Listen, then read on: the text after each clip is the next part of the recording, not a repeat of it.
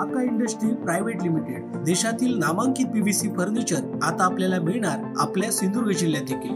आधुनिक युगातील आधुनिक पाऊल विजय यूपीव्हीसी फर्निचर। आपल्या घरात किंवा फ्लॅट मध्ये पीव्हीसी दरवाजा, kitchen trolley, cookery box, wardrobe, TV cabinet, office counter, all paneling, PVC ceiling, dressing table, office partition, sofa set, bed, देवघरातील देवरा इत्यादी सारखे फर्निचर घेताय तर विजय यूपीव्हीसी फर्निचर घेऊन आले आहेत। ही सुवर्ण संधी फक्त तुमच्यासाठी। वाळवी किंवा पाण्यापासून कोणत्याही प्रकारचा धोका नाही। चला तर मग विचार कोणता करताय, आजच आमच्या कणकवली येथील विजय यूपीव्हीसी फर्निचर शॉपला भेट द्या। आमचा पत्ता शॉप नंबर 5 तळमजला, कलेश्वर कॉर्नर, होंडा शोरूम नजीक, कलमट, तालुका कणकवली, जिल्हा सिंधुदुर्ग। एकदा अवश्य भेट द्या आणि आपणास पसंत असलेल्या फर्निचर वस्तूंची निवड करा। आमच्या फर्निचर बाबत अधिक माहिती जाणून घेण्यासाठी www.kakaprofile.com या वेबसाईटला भेट द्या किंवा अधिक माहितीसाठी 9420206340 किंवा 9256566256 किंवा 9588487928 या संपर्क क्रमांकावर संपर्क करा। काहीतरी राणे म्हणाले की तुम्ही आमच्याकडे पाय तरी ठेवून बघा वगैरे, काय म्हणजे काय या लोकांचं करायचं काय मला कळत नाही। मी त्यांना तेव्हाही म्हटलं होतं की मेरा स्टाईल है, इलाका तुम्हारा और धमाका हमारा। पण या इलेक्शन नंतर चित्र काय असेल माहितीये का? या इलेक्शन नंतरचं चित्र असेल इलाका भी हमारा और धमाका भी हमारा। कारण मला खात्री आहे की या ठिकाणी संदेश पारकरजी निश्चितपणे विजयी होतील आणि ते का विजयी होतील त्याची काही कारण माझ्याजवळ आहेत। त्यांना का विजयी करायचं याची काही कारण माझ्याजवळ आहेत। राजे हो, गेली अनेक वर्ष आपण राणेंच्या पाठीशी उभं राहिलो। अगदी सुरुवातीच्या काळामध्ये वंदनीय बाळासाहेबांनी सांगितलं म्हणून उभे राहिलो। एरवी जसं उपरकरजी म्हणाले की त्याच्या बापशान सुद्धा जे निवडून दिला, ज्या ज्या लोकांनी निवडून दिल्याने ते निव्वळ आणि निव्वळ बाळासाहेबांनी सांगितल्याने त्याला निवडून दिला।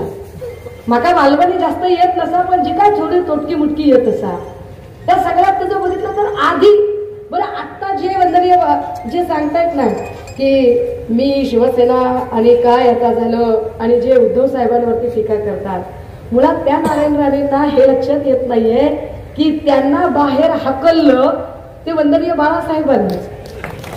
वंदनीय बाळासाहेब हयात असतानाच त्यांना हे गुन्हे बाळ काय गुन्हे उधळणार आहे ते माहित होतं आणि त्यावेळेला याचा यथेच्छ समाचार सुद्धा बाळासाहेबांनी घेतलेला होता। ज्या माणसाला गल्ली बोळात कुणी ओळखत नव्हतं त्या माणसाची हैसियत वर्षा आणि सह्याद्रीवर वावरण्याची जी केली ती वंदनीय बाळासाहेबांनी केली। कशासाठी केलं होतं हे सगळं? या कोकणचा विकास करण्यासाठी। काय कोकणाचा विकास झाला हे मी वेगळं सांगायची गरज नाही। आज कोकणातला घरटी माणूस मुंबईत आहे। आज कोकणातला घरटी माणूस इथं आपलं स्वतःचं घरदार सोडून बाहेर आहे, कारण इथे कुठला रोजगारच उपलब्ध नाहीये, इथला काही नोकरी धंदा उपलब्ध नाहीये, इथे काही पर्यटन क्षेत्र अजूनही विकसित झालेलं नाहीये, इथे शिक्षणाच्या काही सोयी नाहीये, इथे एखाद्याला ऍक्सिडेंट झाला, एखादा जर काही ट्रॉमा केअर सेंटर तर तशी काही व्यवस्था नाहीये, हॉस्पिटलायझेशनची व्यवस्था नाहीये। मग माणसं इथं राहतील का बरं? सगळे चाकरमानी मुंबई, कधीतरी होळीला किंवा गणपतीला इकडे येणारी, कारण इथे काहीच प्रश्न कुठलाच मार्गी लागलेला नाहीये। बरं एवढं सगळं होऊन आता नारायण राणे म्हणतायत की मला विकास करायचा आहे कोकणाचा आणि विकास करण्यासाठी मला आणि माझ्या पोरांना साथ द्या। आता किती वेळा साथ द्यायची? कोण हात धरला होता यांचा? कोण अडवलं होतं की थांब बाबा जरा मुहूर्त बघूया, पंचांग हरवल्याने पंचांगात बघून मग आपण काय तर मुहूर्ताला सुरुवात करूया? कोणी सांगितलं होतं? का बरं तो विकास केला नाही? नगरपालिका तुमच्याकडे होती, झडपी होती, अहो तुम्ही नगरसेवक, नगराध्यक्ष तुमचे सगळे, झडपी अध्यक्ष तुमचे, अक्षरशः तुम्ही आमदार होता, विधानसभा विधान परिषदेवर तुमचा गाजावाजा होता, तुम्ही खासदार झालात, तुम्ही मुख्यमंत्री सुद्धा झालात, एवढी सगळी पद भोगली तरी पठ्ठ्या म्हणतोय की विकास करायचा आहे। मग इतके दिवस विकास केला नाही, आता मुख्यमंत्र्यापेक्षा अजून कोणतं मोठं पद पाहिजे बरं विकास करायला? एवढ्या मोठ्या पदांवरून जर आता नारायण राणेंनी विकास केला नाही तर आता काय यांना अमेरिकेच्या डोनाल्ड ट्रम्प तात्याला खाली उतरवून यांना बसवायचं काय तिथं, की ट्रम्पच्या जागेवर बसवल्यावर हा विकास करेल पठ्ठ्या म्हणावं काय? कधी विकास करणार आहे? काय विकासाची यांची नेमकी परिभाषा काय आहे? गुंडागर्दी आणि दहशतवाद म्हणजे नेतृत्व असतं का? गुंडागर्दी आणि बेसिरपैकी बाते आणि अतार्किकपणे बोलणं म्हणजे कुठे नेतृत्व उपलब्धी असते का? दादा हो, कणकवलीचे प्रश्न मांडण्यासाठी काही लोक मला असं विचारतात, पत्रकारही विचारतात की तुम्ही नितेश राणेंवर वगैरे का बोलता? खरं तर ही लोक काही माझे शत्रू नाहीयेत, या लोकांशी माझं कसलंही वैर नाहीये, या लोकांशी माझं कुठलंही भांडण नाहीये. माझा प्रॉब्लेम हा आहे की मी वारंवार जर म्हणते की राव आपले नारायणराव आपले भाऊ आहेत, तर हे दोघं माझे भाचे आहेत आणि माझ्या भावाला यांना संस्कार द्यायला वेळ मिळाला नाही, म्हणून आत्या म्हणून माझी जबाबदारी आहे की यांचा कान पकडून यांना संस्कार दिले पाहिजे. यांना समजावलं पाहिजे की तुझी भाषा सुधारायची गरज आहे. गरज नसताना अगर वो नबी की शान के खिलाफ बात करते हैं तो उनको सबक सिखाने की बड़ी जरूरत है, उनको सबक सिखाना चाहिए. गरज नसताना जर तुम्ही धार्मिक तेढ निर्माण करणारी भाषणं करत असाल, एक भाषण दाखवावं नितेश राणेचं, निलेश राणेचं, नारायण राणेचं, की ज्या भाषणामध्ये ते महाराष्ट्राच्या वेगवेगळ्या कानाकोपऱ्यात गेले आणि त्या कानाकोपऱ्यात जाऊन त्यांनी कोकणातल्या विकासाचा काही एक रोडमॅप सांगितलं. एक भाषण असं सांगावं की ज्या भाषणात ते असं म्हणाले की जाऊन बघा आमच्या कोकणात आम्ही काय केलेलं आहे. एकदाही बोलत नाही. कोकणात केलंच नाही काय तर बोलतोय काय?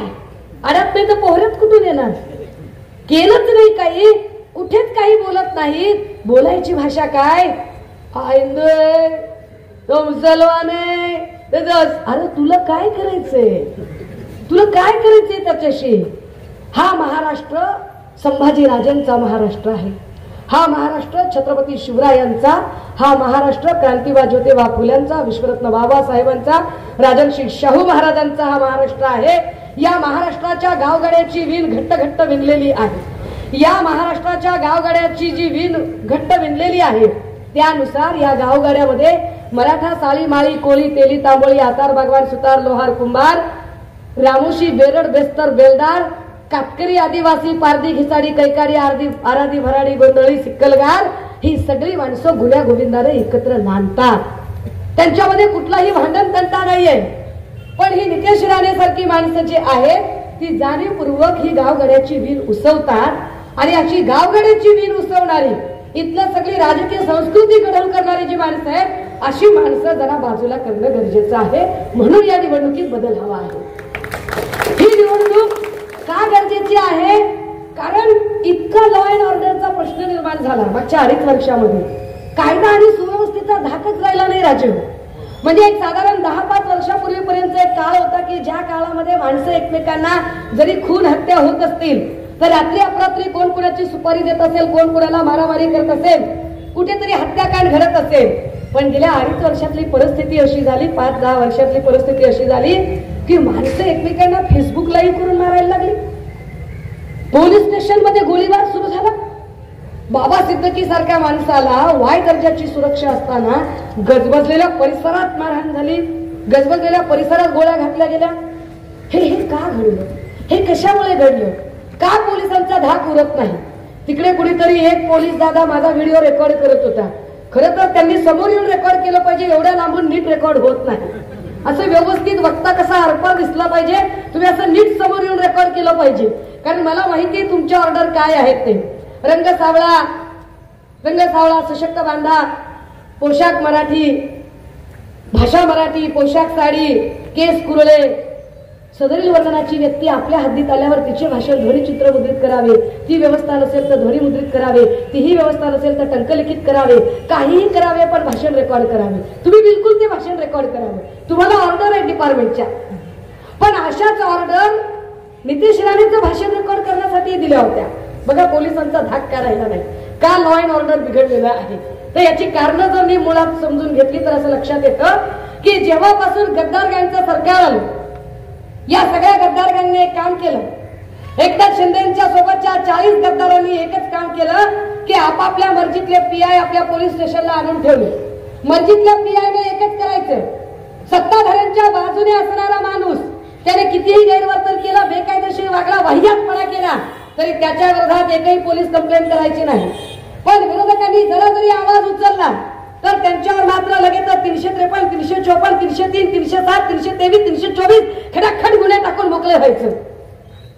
पोलीस स्टेशन बद्दल आदर आणि आपुलकी वाटण्यापेक्षा पोलीस स्टेशनची दहशत निर्माण झाली ती याच राणे आणि अशा यांच्यासारख्या टार्गेट लोकांमुळे. या लोकांनी पोलीस स्टेशन जणू सूड घेण्याचा अड्डा बनवला. पोलीस स्टेशनच्या मार्फत एक एक कार्यकर्ता संपवण्याचा प्रयत्न या राणे पिता पुत्रांनी केला. काय पद्धतीची भाषा यांची, काय पोलिसांबद्दल बोलतात. कार्यकर्त्यांना सांगतानाच काय काय करायचं ते करून घे रे, काय घाबरायचं काम नाही, आपला बाप सागर बंगल्यावर बसलाय. मी परेशान, मला खोलेगा याचं बाप सागर बंगल्यावर कसं काय बसलाय. मला जेवढा पत्ता माहितीये नारायण भाऊचा पत्ता कणकवली आहे. म्हटलं काय पत्ता बदलला असेल तर बघा सागर बंगल्यावर कोण आहे. तर सागर बंगल्यावर देवा भाऊच बसलेला. तो या म्हणतो की आपलं बाप सागर बंगल्यावर. बापाचा पत्ता विसरणाऱ्या औलादी जर तयार होत असतील तर काही पोलिसांनी भरभराटी लिस्ट नुसार यांची भाषणं रेकॉर्ड करायची ठरवली. काय बोलतात हे पोलिसांना, हे काय माझं भाषण